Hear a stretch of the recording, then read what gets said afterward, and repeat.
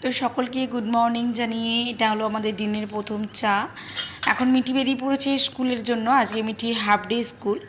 তো এখন ঘড়িতে বাজলো 7:10। আমাদের সকালের চা এটাই আমাদের প্রথম চা। তো অবশ্যই সকালে চায়ের সঙ্গে আপনাদের সকলকে স্বাগত জানিয়ে আজকে একটা নতুন ভিডিও, নতুন ব্লগ। এই যে আমরা দুজনের চা আর সঙ্গে চা বিস্কুট নিয়ে বসে পড়বো একটুখানি চায়ের আড্ডায়। আজকে যেহেতু বৃহস্পতিবার, তাই হাতে অনেকগুলি কাজই রয়েছে, সেগুলোকে ঝটপট সেরে আমাকে করতে হবে পুজো।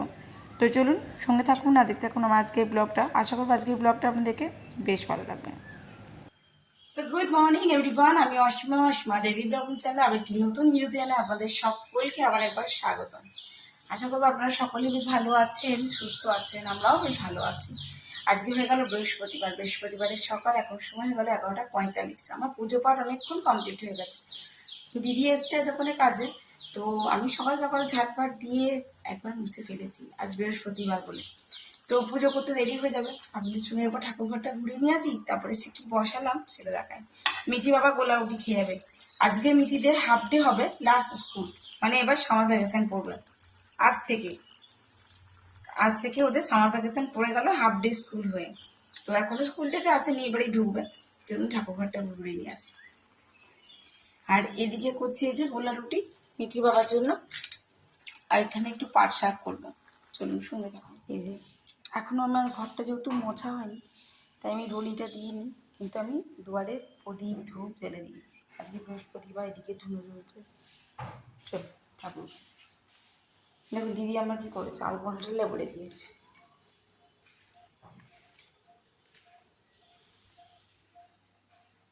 আজকে আমি আমার লক্ষ্মী মায়ের জন্য আর গণেশ ঠাকুরের জন্য রজনীগন্ধার মালা এনেছিলাম কালকে রাতে, এই যে সাজিয়ে দিয়েছি।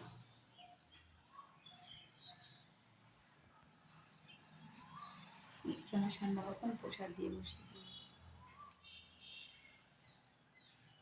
ভালো লাগছে। তো চলুন তবে ব্লগটা এখন থেকে শুরু করা যাক। আপনাদেরকে আমার ঠাকুরের দর্শন করে নিয়ে আসলাম। পুজো টুজো হয়ে গেছে, আজকে তাড়াতাড়ি করে নিয়েছি।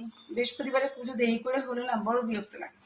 তো যাই হোক, এবার আমি ভাতটা বসিয়ে দেবো, আর কি রান্না করি দেখি, তারপর আপনাদের সঙ্গে সেটা শেয়ার করবো। ব্লগে অবশ্যই সঙ্গে থাকবেন আর দেখতে থাকবেন আমার আজকের ব্লগটা। তো সময় এখন হয়ে গেছে 12:49, এদিকে আমার রান্না প্রায় কমপ্লিট। ভাতটা এখনো উল্টানো হয়নি, কেননা ভাতটা এখনো গ্যাসটা খুলেনি, আমি তো কুকারে করি আপনারা জানেন। তো এইদিকে আমার তরকারি বলতে আজকে ফুলকপি রোস্ট করলাম, আর করেছি আপনার ওই যে লালতি শাক, মানে পাট শাক লাল পাট, আর এগুলোই করেছি আপাতত। দেখি কি আর করি সেটা অবশ্যই শেয়ার করবো। তো এখানে রান্না কমপ্লিট, মানে আমার ফুলকপি রোস্ট কমপ্লিট। আমি এখানে দিয়ে দিচ্ছি দেখো ঘি আর গরম মশলা ওপর থেকে। এবার আমি এটা নামিয়ে দেবো, হয়ে গেছে আমার। মটরশুঁটি দিয়ে ফুলকপি আর একটু আলু।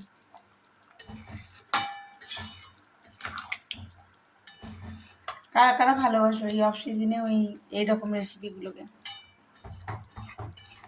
ফুলকপি আমার বরাবরেরই খুব প্রিয় একটা জিনিস, আর মটরশুঁটি তো কথাই নেই।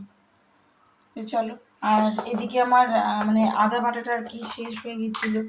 তো লঙ্কাগুলো যেগুলো শুকিয়ে রেখেছিলাম ওগুলো বেশি ঝাল হয়, তো আদা কাঁচা লঙ্কা বাটাটা আবার বেটে রেডি করে রাখলাম। হাতটা আমার নিজেই জ্বলছে, তাও মিক্সিতে বেটেছি, হাতে না। আর এখানে এই যে তোমার পাট শাকটা, পাট শাকটা সবাই খুব ভালোবাসে, আমারও খুব ভালো লাগে। চলো দেখি আর কি করি, শেয়ার করব। তো এদিকে মোটামুটি আমার রান্না হয়ে গেছে, আর মিঠি স্কুল থেকে চলে এসছে, জানেন তো। মিঠি স্কুল থেকে এসে দিচ্ছে আবার রুমে শুয়ে পড়েছে, মানে এখন আর খাবে না।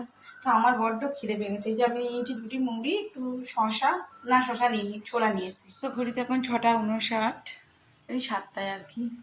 তো এখানে আমার সন্ধে জ্বালা অনেকক্ষণ হয়ে গেছে, সন্ধ্যের টাইমেই আমার সন্ধে পড়ে যায় আর কি।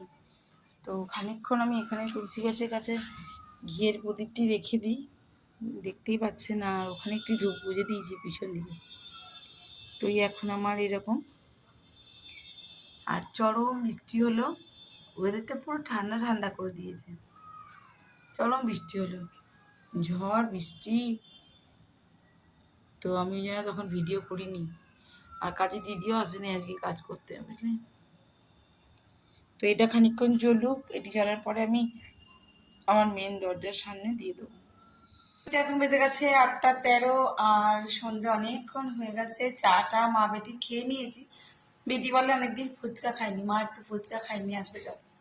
তো এই যে আমি রেডি হয়ে গেছি, মেথি ভিতরে রেডি হচ্ছে আর কি, ওকে নিয়ে যাবো আমি এখন একটু ওই আমাদের রাজমোহন রোডে ওখানে, ওর কাছ থেকে ফুচকা খাবে কি। তো চলুন, আমি রেডি ফেডি হয়ে গেছি আর বাইরেটা ওয়েদারটা একটু ঠান্ডা ঠান্ডা আছে, এই জন্য আমি ফুলাতাই পড়েছি, না ফুলাতা পড়িনি মানে ঠিক ওয়াটার পড়েছি। তো চলুন ফুচকাটা খেয়ে আসি, তারপর একটু মজা লাগবে, তারপর আপনার সঙ্গে শেয়ার করবো সেটা। আর যদি আপনারা কেউ আমার সঙ্গে ফুচকা খেতে চান তো অবশ্যই চলে আসবেন, আসবে আপনাদেরকে অবশ্যই ফুচকা খাওয়াবে। ফুচকা খেতে আমার খুব ভালো লাগে, কিন্তু কি বলুন তো, ওই যে টক জলটা আমার থাইরয়েডের জন্য একেবারেই মানে শ্যুট করে না, ওই জন্য আমি শুকনো খাই। ফুচকা খেতে ছাড়িনি, কিন্তু আমি শুকনো খাই, যেহেতু টক জলটা নিতে পারি না তার জন্য শুকনো খাই। চলুন তাহলে, আমি রেডি হয়ে গেছি, বেটি আসুক। আর ঘড়িতে যে ঘড়ি দেখা যাচ্ছে 8:14 হয়ে গেছে ঘড়িতে।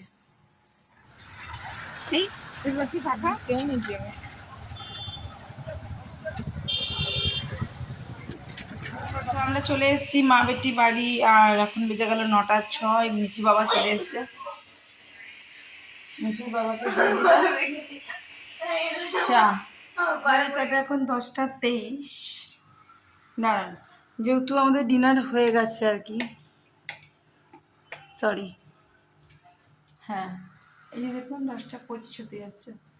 তো যাই হোক, সকালে খাওয়া দাওয়া হয়ে গেছে, সকলে বলতে খালি মিঠির বাবা আর কি, আর কেউ না। এদিকে আমি এখানে সিঙ্ক পরিষ্কার ক্লিন করে দিয়েছি পুরোপুরি, রান্নাঘর আমার কিচেন সেট আপ রেডি হয়ে গেছে, এখন দুধটা একটু ফোটাবো আর কি। আর বৃহস্পতিবার যেরকমটি আমি আপনাদেরকে দেখিয়েছিলাম, ঠিক আমি একটি ঘিয়ের প্রদীপ, একটি ধূপ আর 1 গ্লাস জল রেখে দিয়ে দুধটি ফুটে গেলে আমি রান্নাঘর থেকে বেরিয়ে যাব। আর এদিকে একটু আমি কপুর জ্বলতে দিয়েছি, এই দেখুন কপুরটা জ্বলছে, এই যে দেখা যাচ্ছে, দেখা যাচ্ছে কি, এই দেখুন কপুরটা আছে জ্বলছে। তো কপুরটা জ্বলুক রান্নাঘরটা একটু, আর আমি দুধটি ফুটে গেলে বেরিয়ে যাবো। তো দুধটা এখন ফুটতে দিয়েছি, দুধটা এখনো ফুটে ওঠেনি, আর দুধ ভালো করে জাল না দিলে তো মুশকিল, বুঝতে পারছেন। মেয়েটি যেহেতু ফুচকা খেয়ে এসছে, অনেকখানি ফুচকা খেয়ে এসছে, তো ওকে আর মানে দেবো না আর কি, দুধ দেবো না, তাহলে মুশকিল, শরীর বেগরবাই হবে। কেন, কিছুটা টক জল দিয়েও খেয়েছে, একদিন পর খেলে তো বললো ছোটো ছেলে, তাই আর কিছু না করতে পারলাম না। যাই হোক, দুধটি ফুটেই এসছে, একটু ভালো করে ফুটে যাক, তারপরে আমি চলে যাবো। যাই হোক, আজকের মতন ব্লগটা এখানেই শেষ করছি। ব্লগে কিছু ভালো লাগলে অবশ্যই একটি লাইক কমেন্ট শেয়ার করে দেবেন অবশ্যই। যদি আমার চ্যানেলে নতুন বন্ধু হয়ে থাকেন সো প্লিজ চ্যানেলটি সাবস্ক্রাইব করা বিশেষভাবে অনুরোধ রইল। আমি ঘি দিয়েছিলাম, ঘিয়ের সঙ্গে একটুখানি তেল দিয়েছি, এই কারণে এতে ঘি দিলে দেখবেন খুব তাড়াতাড়ি প্রদীপের পোলতিটি একটু দপদপ করে ধরে যায়, যার কারণে যাতে অনেকক্ষণ স্টে করে জিনিসটা, তার জন্য আমি একটু তেল দিয়ে দিয়েছি। তো যাই হোক, সকলে ভালো থাকবেন, সুস্থ থাকবেন, আবার একটি নতুন ভিডিওতে নতুন ব্লগে আপনার সঙ্গে আমার খুব তাড়াতাড়ি দেখা হচ্ছে। ততক্ষণের জন্য টাটা, শুভরাত্রি, ভালো থাকবেন। এই যে গ্যাস অফ করে দিলাম, দুধ ফুটে গেল, ঢাকাটা দিয়ে দেবো। হালকা একটুখানি আমি আমার এই জানলাটি খুলে দিয়ে চলে গেলাম। তো চলুন তবে, এই হলো আর কি আমার রান্নাঘরের কিছুটা অবস্থা এরকম। কপুরটা একটু জ্বলুক, ততক্ষণ আমি একটু বাইরে থেকে ঘুরে আসি। আর বাইরে না দুটো বিড়ালের বাচ্চা এসছে, হ্যাঁ অবশ্যই মাটা আছে, মায়ের সঙ্গে দোকানে বিড়ালের বাচ্চা। আমার মাছগুলো কি সুন্দর খেলছে দেখছেন, সুন্দর খেলছে বলুন না আসলে। আমরা খুব তাড়াতাড়ি জলটা পরিষ্কার করি। এই দেখুন কি সুন্দর খেলছে ছোট্ট মাছটা, সঙ্গে গণ্য বসে আছে। জয় শ্রী শ্যাম, জয় শ্রী শ্যাম।